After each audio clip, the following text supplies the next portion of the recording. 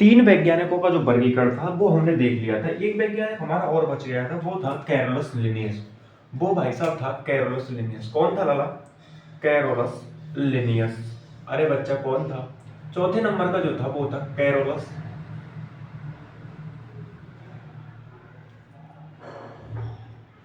Carolus Linnaeus. ये जो वैज्ञानिक था ना, ये बच गया था, इसका वर्गीकरण पढ़ना बाकी था। विभिन्न विभिन्न हमने देखा कि विभिन्न विभिन्न जो वैज्ञानिक थे उन्होंने विभिन्न विभिन्न आधारों पर पादपों का जो वर्गीकरण था अर्थात जीवों का जो वर्गीकरण था वो दिया। अब इस वैज्ञानिक के बारे में हम क्या पढ़ेंगे? इसने जो वैज्ञानिक ने वर्गीकरण जो दिया वो किस आधार पर दिया, कैसे दिया, उस चीज को अपन समझेंगे।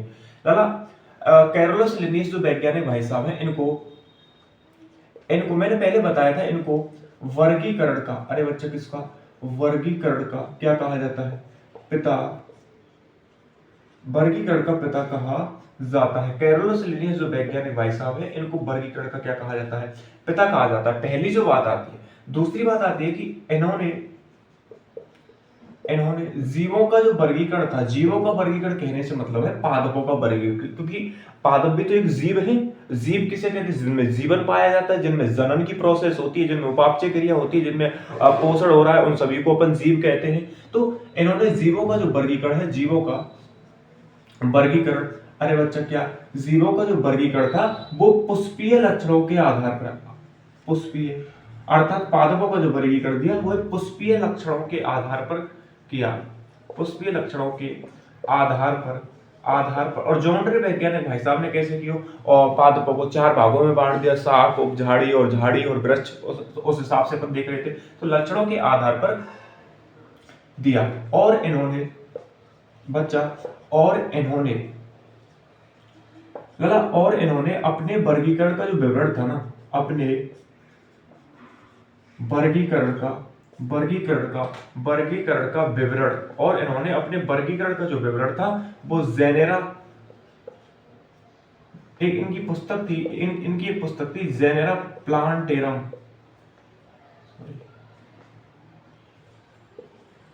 इनकी एक पुस्तक थी जेनेरा प्लांटेरम। उस जेनेरा प्लांटेरम नामक पुस्तक में इन्होंने अपने वर्गीकरण का जो विवरण था वो किया, वर्गीकरण का विवरण दिया।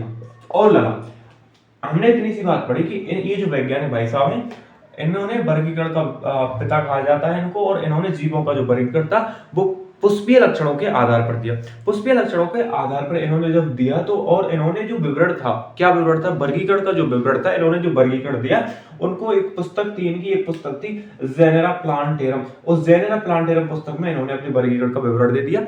और दूसरी बात कि जब इन्होंने अपने समय में ज्ञात, इन्होंने भाई साहब, इन्होंने अपने समय में, अरे क्या बताया बच्चों ने, इन्होंने अपने समय में ज्ञात, अपने समय में ज्ञात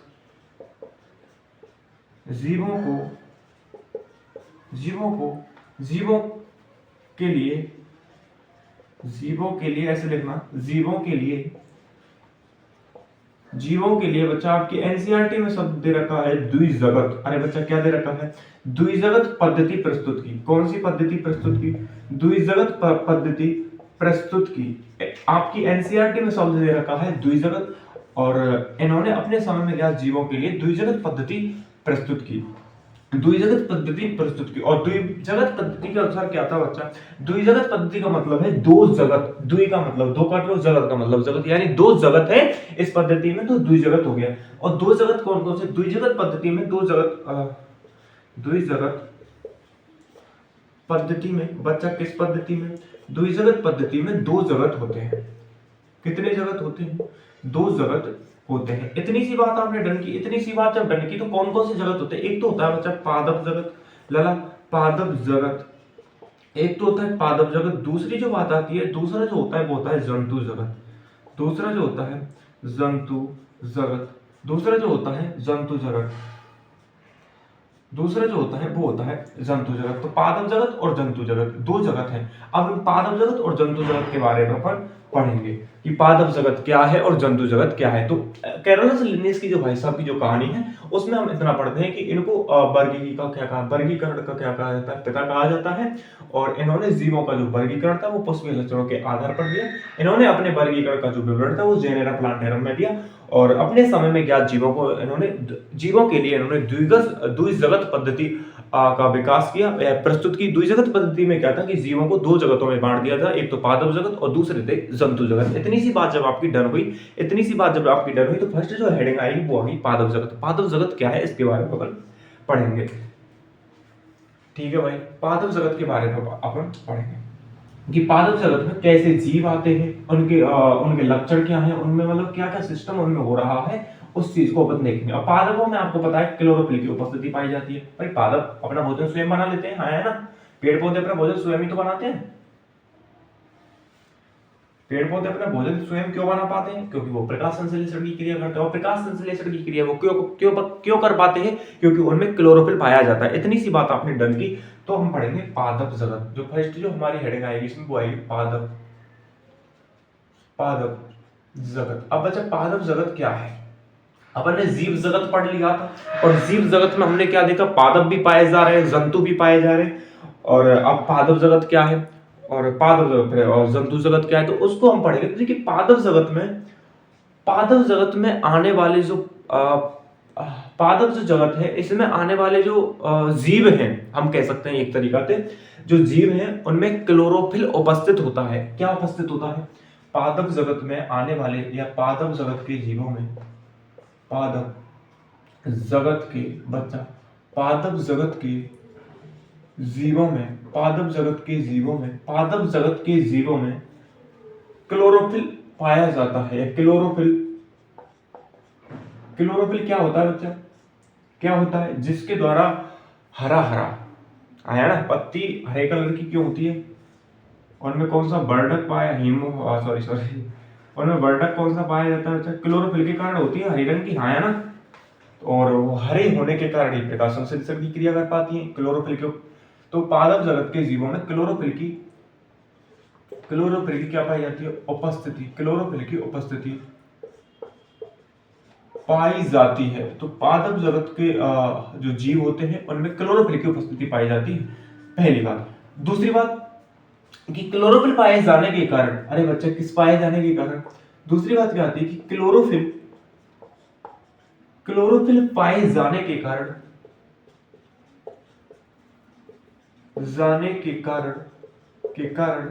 ये प्रकाश संश्लेषण की क्रिया द्वारा, ये प्रकाश संश्लेषण की क्रिया द्वारा अपना भोजन क्या कहा मैंने? अपना भोजन स्वयं बना लेते हैं। अपना भोजन स्वयं बना लेते हैं। प्रकाश संश्लेषण की क्रिया द्वारा अपना भोजन स्वयं बना लेते हैं। तो कुल मिला के अपन कह सकते हैं कि पादप जगत में, किस जगत में बच्चा? पादप जगत में स्वयंपोषी जीव आते हैं। स्वयंपोषी का मतलब क्या हुआ? जो खुद ही अपना भोजन स्वयं बना ले। स्वयंपोषी का अर्थ क्या हुआ? तो दूसरा पॉइंट अपन क्या लेंगे? दूसरा पॉइंट अपन लेंगे कि पादप जगत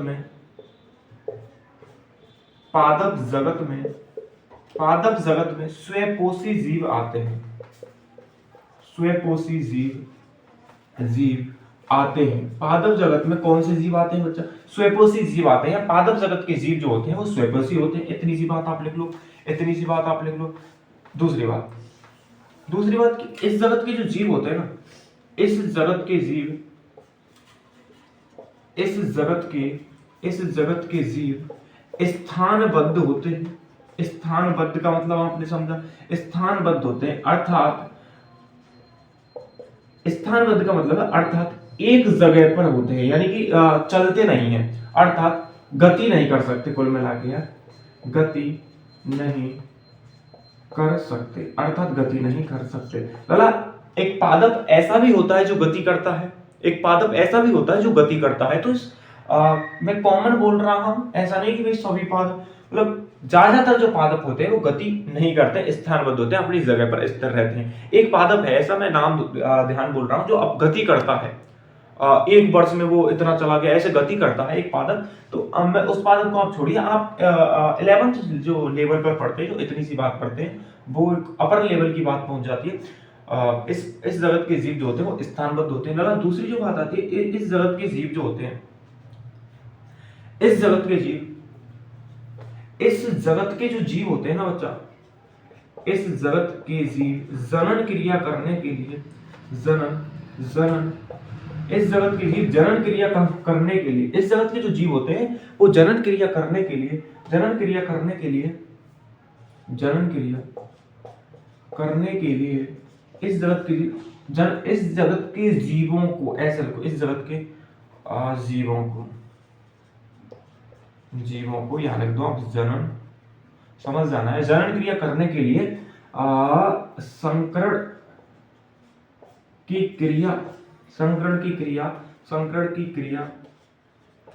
क्रिया से गुजरना पड़ता है, गुजरना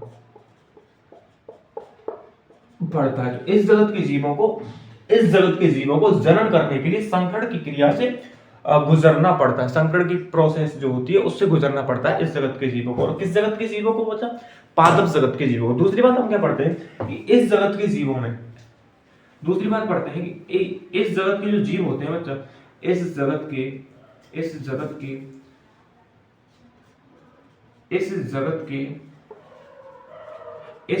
के जीवों में संकरण की प्रोसेस का मतलब क्या हुआ? संकरण आप समझ सकते हो, 10th क्लास में आप पढ़ के आए कि संकरण का मतलब हो गया जनन के लिए, यार जनन करने की एक विधि मान लो आप, है ना। इस जगत के जो जीवों में संचित भोज्य पदार्थ जो होता है, इस जगत के जीवों में संचित भोजन, जो भोजन संचित रहता है, संचित जो भोज्य पदार्थ होता है ना, वो स्टार्च या मंड के रूप में होता है। स्टार्च या मंड के रूप में होता है। स्टार्च या मंड के रूप में होता है। इतनी सी बात जब आपने डन की, इतनी सी बात आप डन कर चुके होंगे। और इतनी सी बात का मतलब कितनी सी बात, यानी कि पादप जगत के जीवों में क्लोरोफिल की उपस्थिति पाई जाती है। क्लोरोफिल पाए जाने के कारण प्रकाश संश्लेषण की क्रिया करते हैं। और प्रकाश संश्लेषण की क्रिया करने से क्या मतलब हुआ कि ये अपना भोजन स्वयं बना लेते हैं। तो पादप जगत में स्वयंपोषी जीव आते हैं, और दूसरी बात क्या थी कि ये स्थानबद्ध होते हैं, अर्थात एक जगह से दूसरी जगह पर नहीं जा सकते। तीसरी बात क्या थी कि लला इस जगत के जो जीव हैं उनको जनन क्रिया करने के लिए संकरण की प्रोसेस से गुजरना पड़ता है। जनन करने के लिए संकरण की क्रिया से गुजरना पड़ता है। और तीसरी जो बात थी वो ये थी कि इस जगत के जीवों में संचित भोज्य पदार्थ स्टार्च या मंड के रूप में होता है। संचित भोज्य पदार्थ जो होता है वो स्टार्च या मंड के रूप में होता है। इतनी सी बात जब आपने देखी, और पॉइंट क्या है इसमें बच्चा? और पॉइंट क्या है? और पॉइंट है कि इस जगत के जो जीव होते हैं ना, इस जगत के जीवों में, मैं यहां लिख देता हूं आपको दिख जाए तो, इस जगत के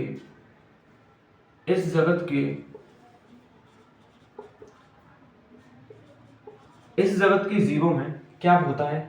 इस जगत के जीवों में बच्चा, इस जगत के जीवों में तंत्रिका तंत्र, मैंने क्या बोला? तंत्र का तंत्र अनुपस्थित होता है। तंत्र का तंत्र क्या होता है? अनुपस्थित होता है। और इस जगत के जीवों में और भी पॉइंट रह रहे हैं, तो इसको मैं ऊपर से मिटा देता हूं। आप साथ साथ नोट करते जाना। ऊपर से मैं कैसे मिटा रहा हूं बच्चा, देख सकते हैं हम। और इस जगत के जीवों में क्या पाई जाती है? कोशिका भित्ति पाई जाती है। इस जगत के जो जीव होते हैं, इस जगत के जीवों में अगला जो पॉइंट आएगा वो आएगा, इस जगत के जीवों में कोशिका भित्ति पाई जाती है। कोशिका भित्ति पाई जाती है जो कि सेल्यूलोज की बनी होती है। किसकी बनी होती है बच्चा? सेल्यूलोज की बनी होती है। इस जगत के जो जीव होते हैं, उनमें कोशिका भित्ति पाई जाती है। क्या एनिमेलिया जगत के जो जीव होते हैं, क्या हमें कोशिका भित्ति पाई जाती है? नहीं। इस जगत के जीवों में कोशिका के ऊपर कोशिका भित्ति पाई जाती है जो कि सेल्यूलोज से बनी होती है। दूसरा जो पॉइंट आता है, दूसरा नहीं, बहुत हो गई यार। अगला जो पॉइंट आता है वो आता है कि इस जगत के जो जीव होते हैं ना, इस और कौन सा रह गया भाई, इस जगत के जीवों में तंत्र का तंत्र अनुपस्थित होता है। इस जगत के जो जीव होते हैं और तो मेरे हिसाब से कोई रह नहीं रहा है। और आप इतने को देखिए, मैं इस जगत के जो जीव होते हैं, इस जगत के जो जीव होते हैं बच्चा, हाँ, वो मेन पॉइंट तो रह गया भाई। मेन पॉइंट क्या रहेगा कि इस जगत के जीवों में, इस जगत के जो मेन पॉइंट था वो रह गया, इस जगत के जीवों में, इस जगत के जीवों में संवहन के लिए, संवहन का मतलब क्या हुआ बच्चा, एक जगह से दूसरी जगह, पादपों में, पादपों के शरीर में, ये कोई पादप है बच्चा, ये कोई पादप है, ये कोई पादप रहा, ये कोई पादप रहा और ये इसकी जड़ वाला भाग रहा। तो इस जगह से इस जगह भोज्य पदार्थों का संवहन हो कैसे रहा है, भोज्य पदार्थ यहां से यहां जा किस प्रोसेस के द्वारा रहे हैं, उस प्रोसेस को क्या कहते हैं, संवहन कहते हैं। यहां से भोजन यहां पहुंचा कैसे, यहां से यहां जल पहुंचा कैसे, तो इस प्रोसेस को क्या कहते हैं बच्चा, संवहन कहते हैं। ठीक है बच्चा, संवहन का मतलब समझ में आ गया, संवहन का मतलब समझ में आ गया कि ठीक है, इस जगत के जीवों में संवहन के लिए, संवहन क्रिया के लिए, ऐसे बोलते हो, संवहन क्रिया के लिए या भोज्य पदार्थों का संवहन करने के लिए, क्रिया के लिए जाइलम और फ्लोएम ऊतक पाए जाते हैं। जाइलम और फ्लोएम ऊतक पाए जाते हैं, जाइलम और फ्लोएम ऊतक पाए जाते हैं। इनमें जो संवहन जो हो रहा है, एक जगह से दूसरी जगह पर जो खाद्य पदार्थ जा रहे हैं, वो किसके आधार पर जा रहे हैं, कि कौन से ऊतक है जो ले जा रहे हैं। जाइलम जो होता है ये जल का संवहन करता है, फ्लोएम जो होता है खाद्य पदार्थ, भोज्य पदार्थों का संवहन करता है। भाई साहब ये कोई पादप रहा, ये कोई पादप है बच्चा, अब ये कोई पादप है, अब ये इसका जड़ वाला भाग है, तो यहाँ पे ये जमीन में से जल लिया, जमीन में से जल जड़ों ने लिया, जड़ों बहुत यहां तक पानी आएगा, लेकिन जाइलम जो होता है, ये जाइलम जो ऊतक होता है, ये इस जल को पत्तियों तक पहुंचा देता है, पूरे पादप में फैला देता है। ऐसे ही वातावरण से भोज्य पदार्थों को लेते हैं, और फ्लोएम जो होता है पूरे पादप में भोज्य पदार्थों को ले जाता है। तो इस प्रोसेस को कौन करता है, एक जाइलम होता है, एक फ्लोएम होता है। लगा, जाइलम के तत्व होते हैं, फ्लोएम के भी तत्व होते हैं। जाइलम में कितने तत्व होते हैं, आपकी एनसीईआरटी में शायद नहीं दे रखा है। और तो जाइलम के कितने तत्व होते हैं, इनको मैं मिटा दूं भाई साहब। और जाइलम के कितने तत्व होते हैं, 4 तत्व होते हैं, शायद दे रखा है आपकी एनसीईआरटी में। जाइलम के होते हैं वाहिका, पर इस चैप्टर में नहीं दे रखा है ना, वाहिका, वाहिनिका, और दूसरा होता है, तीसरा होता है जाइलम मृदुतक, और चौथा होता है जाइलम तंतु, जाइलम तंतु, चौथा होता है जाइलम तंतु। अब भाई साहब जाइलम तंतु, तो देखिए इसमें जीवित कोशिका पाई जाती है, किसमें, जीवित सेल्स किसमें पाई जा रही है बच्चा, जाइलम मृदुतकम, और इसमें मृत सेल्स पाई जा रही है, मृत कोशिका कौन सी में पाई जा रही है, मृत कोशिका जाइलम तंतु में पाई जाती है, और जीवित कोशिका जो होती है वो जाइलम मृदुतकम में पाई जाती है। अब एक बार क्या हुआ, एक बार रेट की भर्ती हुई, और रेट की भर्ती में क्वेश्चन आया कि पादप की जाइलम जो होता है, जाइलम के तत्वों में से ऐसा कौन सा एक तत्व है, जाइलम जो ऊतक है, इस जाइलम ऊतक के कौन से तत्व में जीवित कोशिका पाई जाती है या जीवित सेल्स पाई जाती है। उसमें आंसर यह था कि जाइलम मृदुतक। अब भाई साहब जाइलम मृदुतक, आपको लगता है कि मृद है तो मृत कोशिका पाई जानी चाहिए, लेकिन इसमें जीवित कोशिका पाई जाती है, जाइलम मृदुतक में जीवित कोशिका पाई जा रही है। ठीक है जी, एक बार रीट में क्वेश्चन आया था इसका सेकंड ग्रेड की भर्ती में कि जाइलम के तत्वों में से ऐसा कौन सा तत्व है, जाइलम ऊतक में से ऐसा कौन सा तत्व है जिसमें जीवित सेल्स पाई जा रही हैं। तो आप उसमें आंसर था कि जाइलम मृदुतक। इतनी सी बात आपने डन की, और जब इतनी सी बात आपने डन की तो आगे अपन पढ़ेंगे। ये पादप जो जगत था, ये पादप जगत जो था हमारा कंप्लीट हो गया है, यहाँ तक पादप जो जगत था वो यहाँ तक कंप्लीट हो गया है। कोई भी प्रॉब्लम हो आप बता सकते हैं, ठीक है। इसके बाद अपन पढ़ेंगे जंतु जगत। इसके बाद यहाँ झोल हो गया, और वो झोल क्यों हुआ बच्चा, वो झोल हुआ किस वजह से, इस ब्लैक बोर्ड की वजह से, इस ब्लैक बोर्ड की वजह से झोल हो गया। और ऐसी कोई प्रॉब्लम है नहीं मेरे हिसाब से। अब हम पढ़ेंगे जंतु जगत के बारे में। किसके बारे में पढ़ेंगे, जंतु जगत की। जंतु जगत, अब जैसा कि हमने पादप जगत में पढ़ा जाना, सेम उसी हिसाब का हम जंतु जगत के बारे में पढ़ेंगे। जंतु जगत के बारे में क्या पढ़ेंगे बच्चा, कि इस जगत में ऐसे जीव आते हैं जिनमें क्लोरोफिल नहीं पाया जाता है, और क्लोरोफिल नहीं पाए जाने के कारण इनमें प्रकाश संश्लेषण की क्रिया नहीं होती, और प्रकाश संश्लेषण की क्रिया जब नहीं होती तो ये अपना भोजन स्वयं नहीं बना पाते। अर्थात इस जगत की पोषण रीति में परपोषी जीवों को रखा जाता है। इतनी सी बात आप डन कर लो। दूसरी जो चीज पढ़ेंगे वो पढ़ेंगे जंतु जगत। अब जंतु जगत में अपन क्या पढ़ेंगे, जंतु जगत में हम पढ़ेंगे, जंतु जगत में हम क्या पढ़ेंगे बच्चा, जंतु जगत में पढ़ेंगे कि इस जगत में वे जीव आते हैं, वे जीव आते हैं जिनमें क्लोरोफिल, अरे बच्चा क्या, कौन सा फिल, क्लोरोफिल नहीं पाया जाता है, या क्लोरोफिल अनुपस्थित होता है, नहीं पाया जाता है, क्लोरोफिल नहीं पाया जाता है। इस जगत में वो जीव आते हैं जिनमें क्लोरोफिल नहीं पाया जाता, और क्लोरोफिल नहीं पाए जाने के कारण, और क्लोरोफिल नहीं पाए जाने के कारण नहीं, ये पूरा बेस चल रहा है। अभी से जो वो चैप्टर में जो चीज दे रखी है उनको समझाने के लिए, उनको समझने के लिए ये पढ़ना जरूरी है। तो अभी से बेस चल रहा है, ना कि वो स्टार्ट हुआ है। वो मोनेरा जगत वो अभी स्टार्ट नहीं हुआ है, वो अभी से ये बेस चल रहा है। तो हम बेस को पढ़ रहे हैं, ठीक है। क्लोरोफिल नहीं पाए जाने के कारण, क्लोरोफिल नहीं पाए जाने के कारण इनमें प्रकाश संश्लेषण की क्रिया, इनमें प्रकाश संश्लेषण की जो क्रिया होती है, वो नहीं होती है।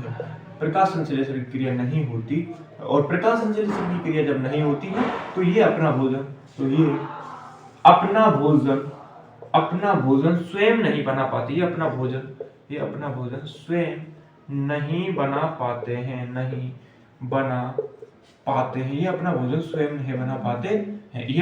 स्वयं नहीं बना पाते हैं। अर्थात हम पॉइंट में अपन लिख सकते हैं कि इस जगत की पोषण रीति में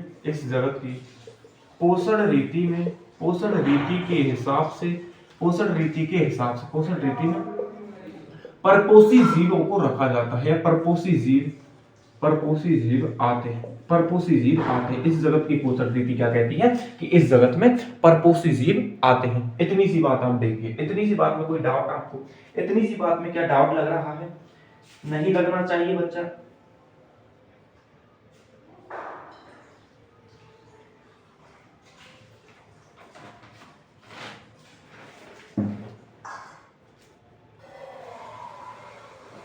इतनी सी बात में आपको डाउट लग रहा है, नहीं लगना चाहिए। इतनी सी बात में डाउट लगे। अगला जो पॉइंट आता है वो आता है कि इनमें संचित जो भोज्य पदार्थ होता है लगा, उनमें क्या था, उनमें संचित भोज्य पदार्थ स्टार्च और मंड था।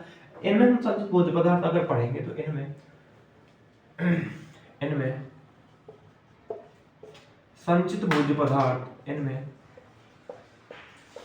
संचित भोज्य पदार्थ ग्लाइकोजन के रूप में होता है,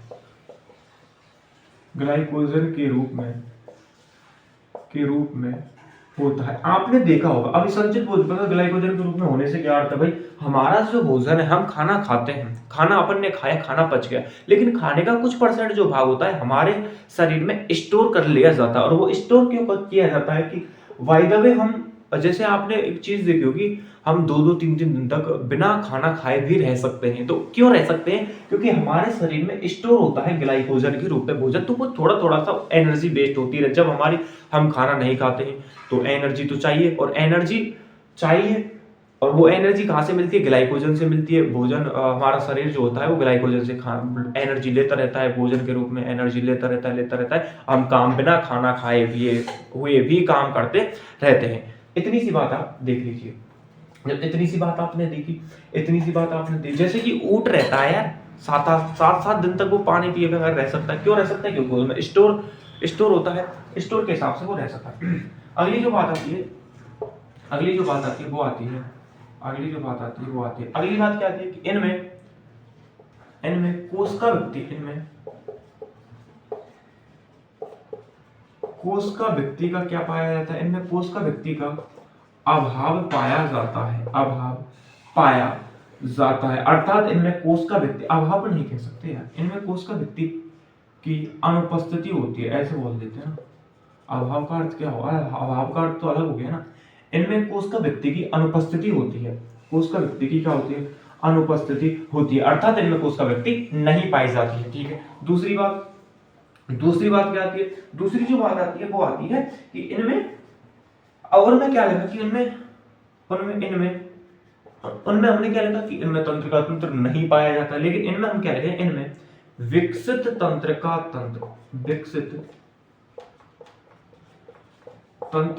तंत्र पाया जाता है। इनमें विकसित तंत्रिका तंत्र पाया जाता है। इनमें विकसित तंत्रिका तंत्र जो होता है वो पाया जा रहा है। और उनमें हमने लास्ट पॉइंट क्या लिखा था? लास्ट पॉइंट लिखा था कि इनमें संवहन के लिए जाइलम और फ्लोएम उपस्थित रहते हैं पादप जगत में। लेकिन इनमें क्या होता है? इनमें क्या होता है? इनमें क्या होता है? इनमें परिवहन के लिए, अरे किसके लिए बच्चा? संवहन के लिए या परिवहन के लिए क्या होता है? परिसंचरण तंत्र उपस्थित होता है। परिसंचरण तंत्र उपस्थित रहता है। इनमें परिसंचरण तंत्र जो होता है वो उपस्थित होता है। परिसंचरण तंत्र उपस्थित होता है। मैंने क्या कहा कि इनमें परिवहन के लिए परिसंचरण तंत्र जो होता है वो उपस्थित रहता है। उनमें क्या था? उनमें जाइलम और फ्लोएम थे परिसंचरण के लिए, जो ऊतक थे हमारे। और इनमें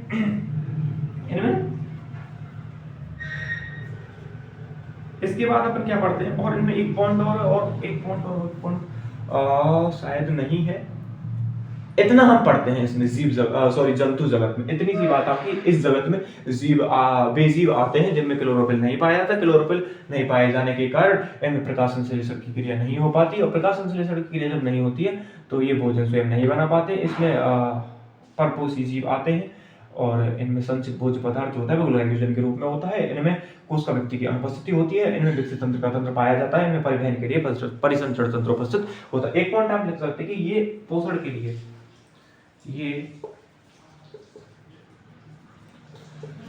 लिए बच्चा किसके लिए? पोषण के लिए दूसरे जीवों पर पादपों का जो दूसरों पर ऐसे कर लो, दूसरों पर निर्भर रहते हैं, दूसरों पर निर्भर रहते हैं। इतनी सी बात आपने पढ़ी, और इतनी सी बात जब आपने पढ़ी तो ये चीज जंतु जगत थी और पादप जगत थी, वो खत्म हो गई। अगला इसके बाद पढ़ेंगे हम प्राकृतिक वर्गीकरण। कृत्रिम वर्गीकरण हमने पढ़ लिया था, प्राकृतिक वर्गीकरण पढ़ेंगे। तो वो प्राकृतिक जो वर्गीकरण है वो नेक्स्ट क्लास में पढ़ेंगे।